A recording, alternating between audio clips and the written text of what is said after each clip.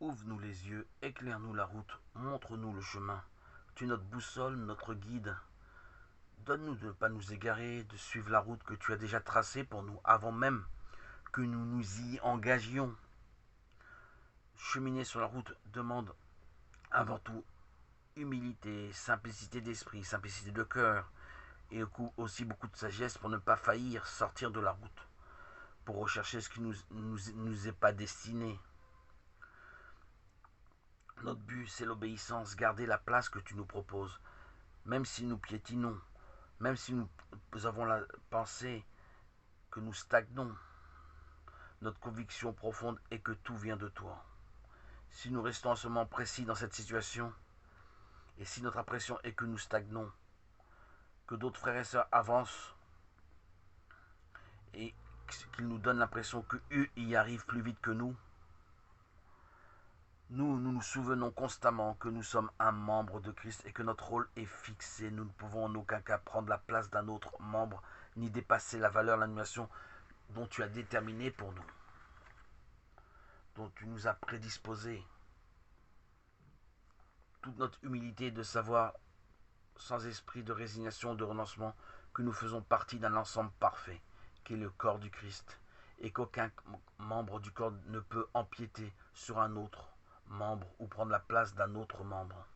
Prendre la place qui ne correspond pas à la place que mon membre doit accomplir, sans dévier de ma fonction spécifique unique, ma place unique est la base.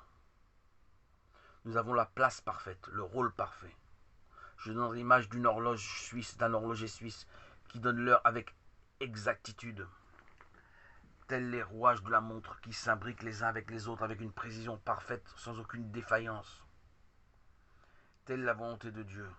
Serais-je plus fort que Dieu pour prétendre avoir plus que ce que j'ai, ce que Dieu m'a fixé?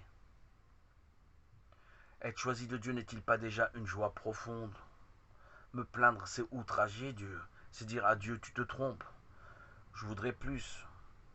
C'est jalouser l'autre qui a plus.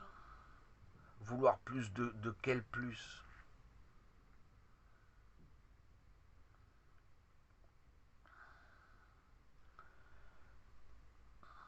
Observez, n'est-ce pas quelquefois les prétentions que nous avons, les pensées qui nous effleurent? Faites le discernement, invoquez l'Esprit Saint chaque fois que vous aspirez à plus que ce que vous avez déjà. Observez-vous quand vous plaignez, voyez-vous quand vous avez les convoitises des autres. Vous convoitez les qualités de l'autre. Regardez, le diable n'est pas loin.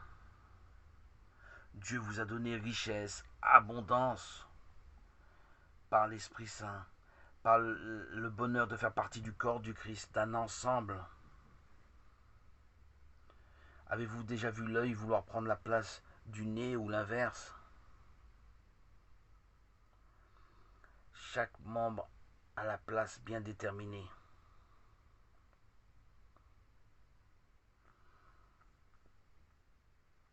Dès qu'il y a de votre part un besoin plus important, démesuré, c'est que votre ego est devenu démesuré, c'est que le diable est là.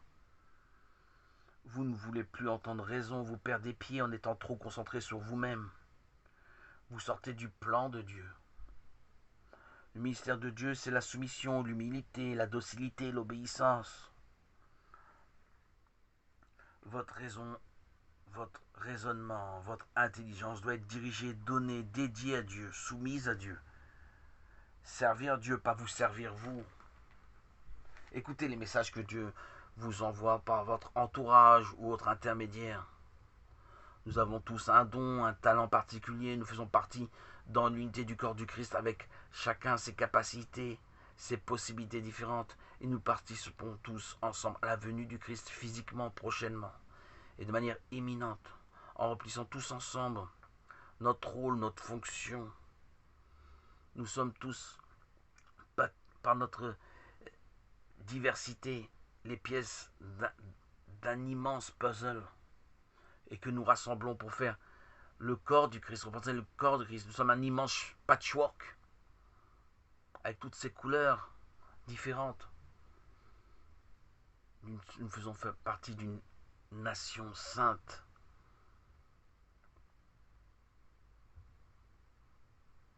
d'un ensemble qui formons l'unité du Christ, le corps du Christ.